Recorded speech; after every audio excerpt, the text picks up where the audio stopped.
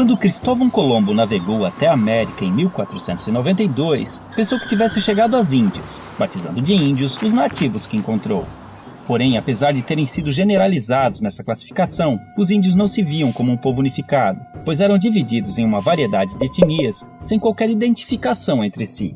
Acredita-se que os primeiros habitantes das Américas chegaram há mais de 20 mil anos, atravessando uma passagem congelada entre a Ásia e a América do Norte, e então espalhando-se por todo o continente. Em algumas regiões, formavam civilizações avançadas. Já no Brasil, fragmentaram-se por todo o território, formando grupos de diferentes tamanhos. Eram sociedades comunais, descentralizadas e igualitárias, vivendo da caça, pesca e agricultura de subsistência, e em sua maioria seminômades. mudando suas aldeias de local conforme os recursos naturais fossem se esgotando, permitindo, mesmo que involuntariamente, a recuperação natural do solo abandonado. As habitações eram geralmente coletivas, chamadas de ocas, variavam de tamanho e forma entre as tribos, mas normalmente eram dispostas em torno de um espaço cerimonial, onde realizava-se todo tipo de atividade diária, além de celebrações e ritos conduzidos por pajés e anciões. As tribos eram formadas por laços de parentesco e afinidades, e mantinham contatos com outras comunidades através de relações de comércio, cooperação, casamentos, alianças e também de guerras, que eram comuns entre as sociedades indígenas, apesar de sua natureza pacífica. A virgindade era pouco valorizada e a vida sexual costumava ser livre de tabus. Muitos homens ofereciam favores sexuais de suas esposas a visitantes, como forma de cortesia. As famílias podiam ser monogâmicas ou poligâmicas, e o divórcio era algo corriqueiro. Os homens lidavam com a guerra, a caça, pesca e liderança tribal, além da construção da aldeia e o plantio, enquanto as mulheres cuidavam da colheita, do preparo de alimentos e da fabricação de utensílios e adornos. A educação das crianças era a tarefa de toda a tribo, e a autonomia era estimulada. Já os doentes e inválidos costumavam ser abandonados à própria sorte. Os indígenas tinham conhecimento na fabricação de bebidas fermentadas e deixaram grande herança à culinária brasileira, com pratos derivados da mandioca e do milho. Sua dieta também era diversificada em proteínas animais, graças à caça e à pesca. Em festejos, cobriam seus corpos com pinturas, penas e plumas, e a nudez no dia a dia era comum e não causava vergonha. Por viverem em florestas, muitas vezes precisavam usar protetores genitais e tangas, mas mantas cobrindo o corpo eram raras.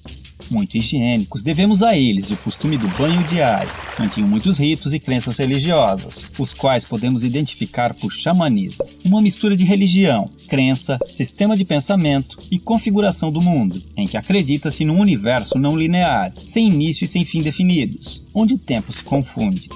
Não possuíam uma doutrina, assim como não acreditavam em um Deus único e supremo, tendo a figura do xamã, o pajé, como seu elo com o mundo divino.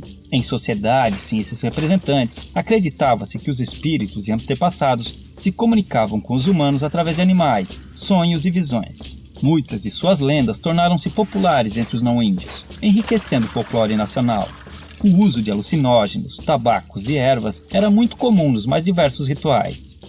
Orientados pelas fases da Lua e conhecimentos astronômicos, entendiam as relações entre as mudanças climáticas, nas quais baseavam seu plantio e colheita.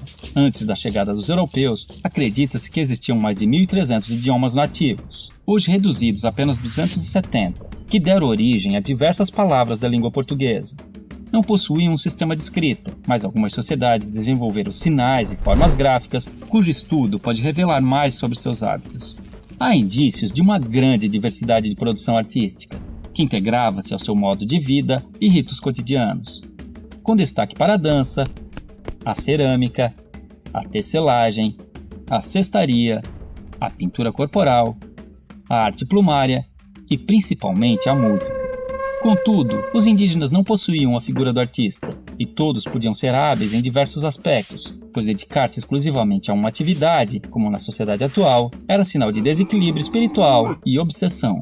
Quando os portugueses chegaram em 1500, estima-se que encontraram mais de 5 milhões de indivíduos, divididos em tribos e comunidades, diferentes entre si, mas iguais aos olhos do colonizador, responsável por reduzi-los a menos de 600 mil em poucos séculos. Desconhecendo invenções ocidentais como o espelho, a roda e as armas de fogo, o choque cultural foi enorme, assim como o fascínio dos indígenas, que ainda viviam em sua pré-história. 3 armas foram fundamentais para o domínio dos colonizadores sobre os nativos. A arma de fogo, aliada nas conquistas das tribos e determinante na aceitação da superioridade portuguesa pelos índios remanescentes. A Bíblia do Jesuíta, responsável pela aculturação dos indígenas e a adequação ao moralismo cristão dos ocidentais. E uma invisível e poderosa arma biológica, inicialmente de forma involuntária, mas por vezes criminosa, o contato com os estrangeiros espalhou doenças e epidemias, às quais os nativos não possuíam imunidade, dizimando-os aos milhares e facilitando a ocupação de suas terras, como aconteceu no sul do Maranhão, onde fazendeiros deram roupas infectadas com varíola para as tribos locais. Porém, muitos indígenas auxiliaram os portugueses em expedições ao interior, em conflitos com outras tribos e ajudaram a escravizar grupos inimigos, além de fornecerem aos colonos produtos como a madeira, condimentos e substâncias medicinais. Isso tudo forçou os remanescentes a viver em condições precárias por muito tempo. Somente em 1967, com a criação da FUNAI, começaram a surgir e ganhar força associações indígenas que buscam melhorias em áreas como saúde, educação, meio ambiente, patrimônio e demarcação de terras.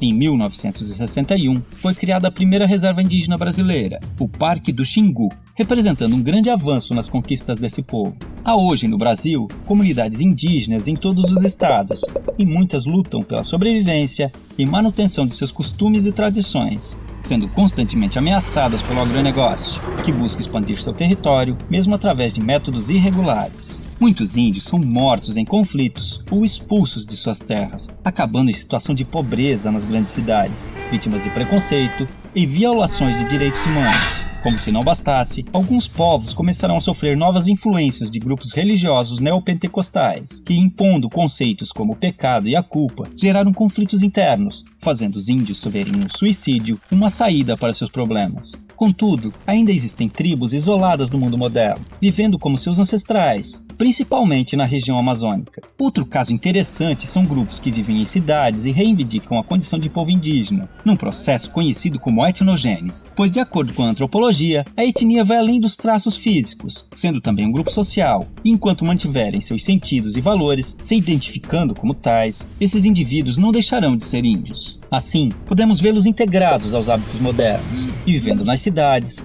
ocupando o mercado de trabalho, cadeiras nas universidades e cargos públicos, buscando também representação política e lutando por direitos como cidadãos que precisam manter sua cultura e tradições vivas, frente aos novos desafios que estão por vir.